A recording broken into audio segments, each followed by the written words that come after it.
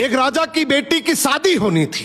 बेटी की शर्त थी कि जो 20 तक गिनती सुनाएगा वही राजकुमारी का पति बनेगा, लेकिन गिनती ऐसी होनी चाहिए जिसमें सारा संसार समा जाए, और जो ये गिनती नहीं सुना पाएगा उसे 20 कोड़े खाने पड़ेंगे। ये शर्त केवल राजाओं के लिए थी। अब एक तरफ राजकुमारी का पर्ण, दूसरी तरफ एक एक करके राजा महाराजा आए।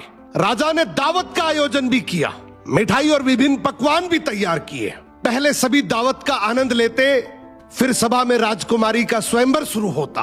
एक से बढ़कर एक राजा महाराजा आते हैं, सभी गिनती सुनाते हैं जो उन्होंने पढ़ी हुई थी, लेकिन कोई भी ऐसी गिनती नहीं सुना पाया जिससे राजकुमारी संतुष्ट हो जाए। अब जो भी आता कोड़े खाकर चला जाता। कुछ राजा तो आगे ही नहीं आए। उनका कहना था कि गिनती तो गिनती होती है।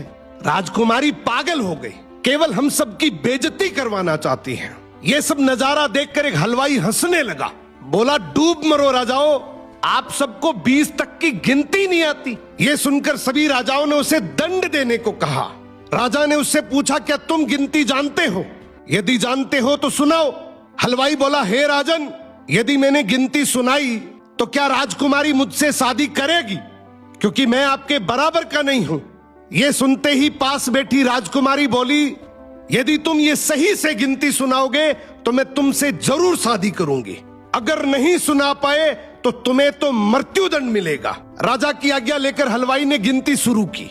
उसने कहा, 1 भगवान, 2 पक्ष, 3 लोक, 4 युग, 5 पांडव, 6 शास्त्र, 7 वार, 8 खंड, 9 ग्रह, 10 दिशा, 11वां रुद्र, 12 महीने, 13 रत्न, 14 विद्या, 15 तिथि, 16 श्राद्ध, 17 वनस्पति, 18 पुराण, 19वीं तुम और 20वां मैं।